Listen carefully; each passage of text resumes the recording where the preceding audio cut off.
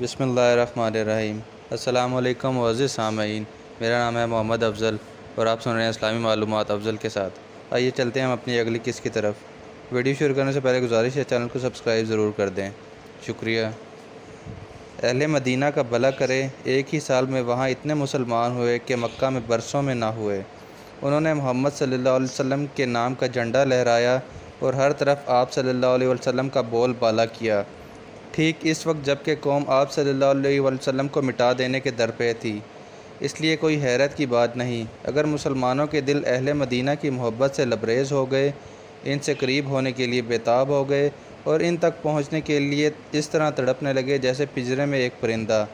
حضور صلی اللہ علیہ وسلم بھی اس سلسلے میں کافی فکر مند تھے، کیونکہ اب ایسے جاں باز مل گئے تھے جو آپ صلی اللہ علیہ وسلم کا ساتھ دینے کے لیے تیار تھے۔ ایسے مددگار مل گئے تھے جو آپ کی حمایت کے لیے سراپا انتظار تھے، اور ایسے انصار مل گئے تھے جو آپ پہ نثار ہونے کے لیے بے قرار تھے۔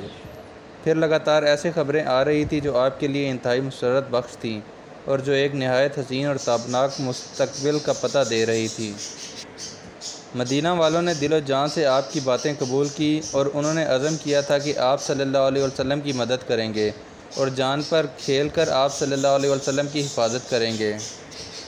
چنانچہ ان کی شدید خواہش ہوئی کہ کسی طرح آپ کی حمایت کا شرف انہیں حاصل ہو جائے۔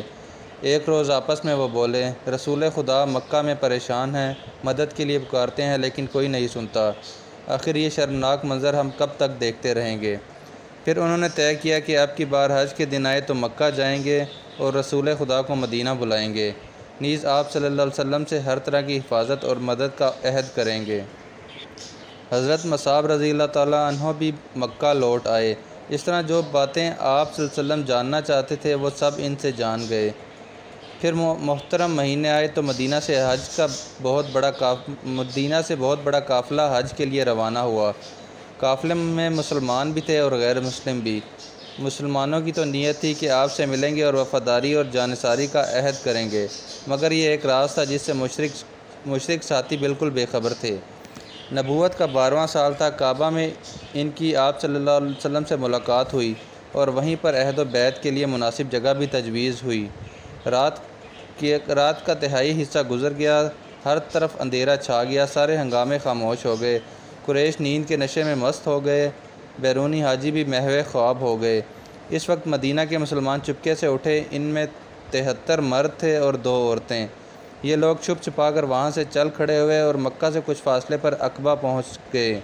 وہاں وہ ٹیلوں اور چٹانوں کی آڑ میں دبک گئے اور آپ صلی اللہ علیہ وسلم کا انتظار کرنے لگے۔ کچھ دیر میں آپ صلی اللہ علیہ وسلم بھی آ گئے، ساتھ میں چچا عباس بھی تھے۔ یہ ابھی تک قومی دین پر ہی تھے لیکن آپ صلی اللہ علیہ وسلم کے رازدار تھے، اس لیے ان کی بھی خواہش ہوئی کہ اس اہم موقع پر موجود رہیں اور مدینہ والوں کے کیا ارادے اور کیا عزائم اور حوصلے ہیں اس کا خوب اندازہ کر لیں۔ چنانچہ انہوں نے کارروائی کا آغاز کیا۔ بولے، گروہ خزرج، محمد صلی اللہ علیہ وسلم کا ہم میں جو مقام ہے اس سے تم سب واقف ہو۔ انہیں ہم نے دشمنوں سے بچایا اور ہمیشہ ڈٹ کر ان کی طرف سے مقابلہ کیا۔ سن لو، یہ وطن میں بالکل محفوظ ہیں، دشمنوں سے انہیں کوئی خطرہ نہیں، مگر یہ تمہارے ہی یہاں جانے کے لیے بیتاب اور تمہارے ہی پاس رہنے کے آرزو مند ہے۔ تو اگر تم میں اپنے وعدوں کو وفا کرنے اور انہیں دشمنوں سے بچانے کا حوصلہ ہو تو ٹھیک ہے، خوشی سے لے جاؤ، لیکن کوئی پریشانی ہو تو ہم ذمہ دار نہیں ہوں گے، اور اگر بے وفائی کا خیال ہے تو بھائی ابھی سے چھوڑ دو، یہ یہاں عزت سے ہیں اور سارے اندیشوں سے محفوظ ہیں۔ چچا عباس تقریر سے فارغ ہوئے تو اہل مدینہ بولے، آپ کی باتیں ہم نے سن لیں، اللہ کے رسول صلی اللہ علیہ وسلم، اب آپ صلی اللہ علیہ وسلم کچھ فرمائیں اور جس بات پر چاہیں ہم سے قسم لے لیں۔ آپ صلی اللہ علیہ وسلم نے قرآن پاک کی چند آیتیں پڑھیں، پھر فرمایا، جن چیزوں سے تم اپنے بال بچوں کو بچاتے ہو کیا مجھ کو بھی بچا پاؤ گے؟ میں بس اتنا ہی اطمینان چاہتا ہوں۔ اہل مدینہ میں ایک شخص برا تھا، یہ مارور کے بیٹے تھے اور قوم کے بہت بڑے سرداروں میں تھے، سارے لوگ ان کی عزت کرتے تھے۔ بے تکلف انہوں نے ہاتھ بڑھایا اور یہ کہتے ہوئے دست مبارک پر بیعت کی، ہاں، قسم ہے اس ذات کی جس نے آپ صلی اللہ علیہ وسلم کو حق کے ساتھ بھیجا ہے، ہم آپ صلی اللہ علیہ وسلم کو بچائیں گے۔ اللہ کے رسول، ہم سے آپ صلی اللہ علیہ وسلم بیعت لے لیں۔ باخدا ہم تو لڑائی کے شہسوار ہیں۔ آپ صلی اللہ علیہ وسلم جب چاہیں جنگ کے لیے تیار ہیں۔ جنگ سے بھاگنا تو ہمارے لیے عار ہے کہ یہی ہمارے باپ دادا کا شعار ہے۔ برا نے ابھی بات ختم بھی نہ کی تھی کہ یطحان کے بیٹے ابو الہیثم بول اٹھے۔ یہ بھی مدینہ کے معزز لوگوں میں تھے۔ عرض کیا، اللہ کے رسول صلی اللہ علیہ وسلم، ہمارے یہود سے کافی پرانے تعلقات ہیں۔ بیعت کے بعد یہ تعلقات ٹوٹ جائیں گے۔ ایسا تو نہ ہو کہ اللہ آپ کو فتح عطا فرمائے تو آپ ہم کو چھوڑ کر اپنی قوم میں لوٹ آئیں۔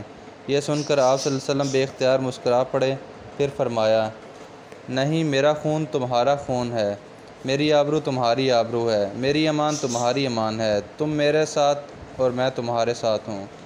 جس کو تم معاف کرو گے اس کو میں بھی معاف کروں گا، جس سے تمہاری جنگ ہوگی اس سے میری بھی جنگ ہوگی، اور جس سے تمہاری صلح ہوگی اس سے میری بھی صلح ہوگی۔ اس کے بعد لوگ بیعت کے لیے بڑھنا ہی چاہتے تھے کہ ایک صاحب بول اٹھے۔ یہ عبادہ کے بیٹے عباس تھے۔ انہوں نے کہا، اوس و خزرج کے بھائیو، تمہیں خبر بھی ہے کس بات پر بیعت کرنے جا رہے ہو؟ سن لو، اس شخص پر بیعت کرنا ساری دنیا سے جنگ مول لینا ہے۔ تو اگر یہ خیال ہے کہ مال و دولت کو خطرہ ہوا یا قوم کے سردار مارے گئے تو ساتھ چھوڑ دو گے تو بھائی ابھی سے چھوڑ دو، کیونکہ بعد میں چھوڑو گے تو نہ ہی دنیا کے رہو گے نہ ہی آخرت کے۔ اگر مالی نقصان اٹھانے اور سرداروں کی ہلاکت پر صبر کرنے کے لیے ہمت ہے تب ضرور لے چلو، دنیا و آخرت دونوں میں بامراد ہوگے۔ سب ایک ساتھ بول اٹھے، مالی نقصان اٹھانا ہمیں گوارا ہے، سرداروں کا قتل ہونا بھی گوارا ہے، پر رسول خدا صلی اللہ علیہ وسلم کا چھوڑنا گوارا نہیں۔ اللہ کے رسول عہد پر قائم رہیں تو ہمارا کیا اجر ہوگا؟ ارشاد ہوا، جنت ملے گی، جنت۔ سب نے کہا، تو اپنا ہاتھ لائیے۔ آپ صلی اللہ علیہ وسلم نے ہاتھ بڑھا دیا اور سب نے باری باری بیعت کر لی۔ یہی بیعت ہے جو بیعت عقبہ ثانیہ کے نام سے مشہور ہوئی۔ ٹھیک اسی وقت یکا یک ایک زوردار کی آواز چیخ بلند ہوئی اور خاموشی کو چیرتی ہوئی ساری فضا میں پھیل گئی، قریش کے لوگوں، یہ اوس و خزرج تم سے جنگ کے منصوبے بنا رہے ہیں۔ دیکھو، یہ محمد صلی اللہ علیہ وسلم سے جانثاری کی قسمیں کھا رہے ہیں۔ یہ آواز کیا تھی؟ دراصل ایک خطرے کی گھنٹی تھی، لیکن یہ بھی مسلمانوں کے عزم و حوصلے کو نہ ہلا سکی۔ فکر و تشویش تو درکنار، عبادہ کے بیٹے عباس کو اور جوش آ گیا اور وہ بولے، اللہ کے رسول صلی اللہ علیہ وسلم، قسم ہے اس ذات کی جس نے آپ کو حق کے ساتھ بھیجا، اجازت ہو تو کل ہم اہل منا پر چڑھائی کر دیں۔ آپ نے فرمایا، ہمیں اس کا حکم نہیں، جلدی سے تم سب اپنے اپنے خیموں میں چلے جاؤ۔ چنانچہ مسلمان فوراً اپنی اپنی خوابگاہوں پر پہنچ گئے اور